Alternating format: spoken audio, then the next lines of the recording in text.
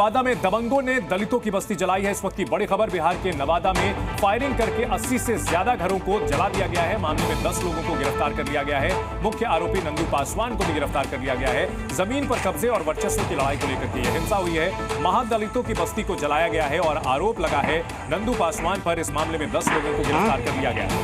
यहाँ पर किस तरह से महादलितों की बस्ती को जलाया गया है, 80 घरों को फूंक दिया गया है।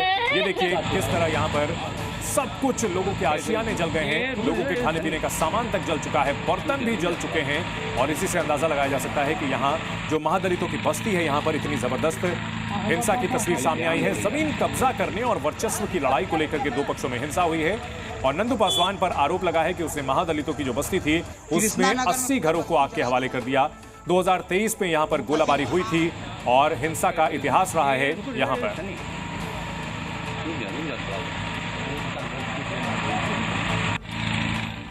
वहीं नवादा हिंसा पर राहुल गांधी का ट्वीट आया है और लिखा है कि बिहार में बहुजनों के खिलाफ अन्याय हो रहा है। बहुजनों को बीजेपी और एनडीए डराते हैं। दोषियों के खिलाफ तुरंत कार्रवाई हो। इस वक्त की बड़ी खबर, राहुल गांधी का सोशल मीडिया पर पोस्ट आया है कि बिहार में बहुजनों के खिलाफ अन्याय हुआ है। बहुजनों को बीजेपी और एनडीए डराते हैं। दोषियों के खिलाफ तुरंत कार्रवाई हो। हालांकि बिहार में जो बात निकलकर सामने आ रही है, यहां दलितों वर्सेस महादलित का मुद्दा उठता हुआ दिख रहा है, क्योंकि जो आरोपी है नंदू पासवान, वो भी दलित समुदाय से आता है और जो महादलित बस्ती है उसको जलाया गया है।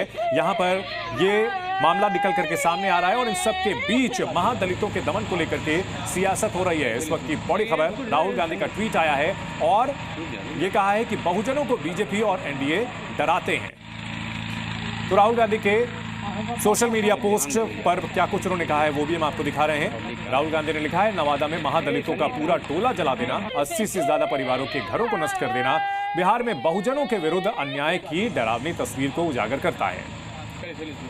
तो इसको लेकर के केंद्र सरकार और राज्य सरकार दोनों पर निशाना साधा है, क्योंकि केंद्र और राज्य दोनों में एनडीए की सरकार है।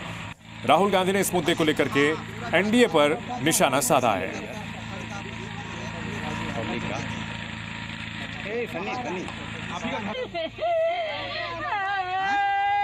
के भी लोग वहाँ पर रह रहे हैं, लेकिन यही विरोधी दल के लोग और खास करके जो यादव समाज के लोग हैं, वे लोग जमीन के लिए में एक आध दो दुसाध जाति के लोगों को अपना पक्ष में कर करके उनको आगे बढ़ा करके यहाँ घटना का अंजाम दिया है, जिसका प्रमाण यह है कि पुलिस जब पकड़ा धरी किया है तो 12 को ज्यादा भी लोग पकड़े गए हैं।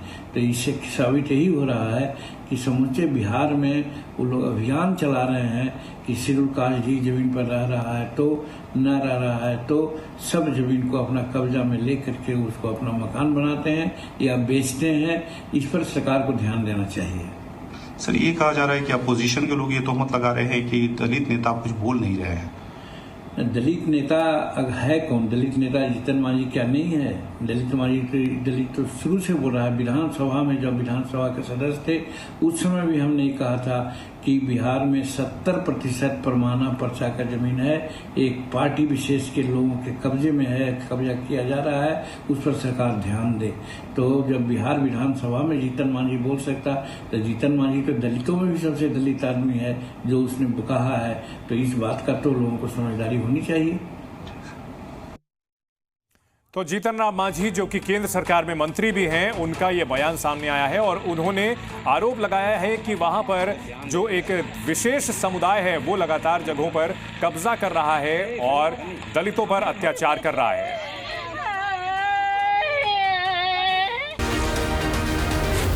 जी न्यूज़।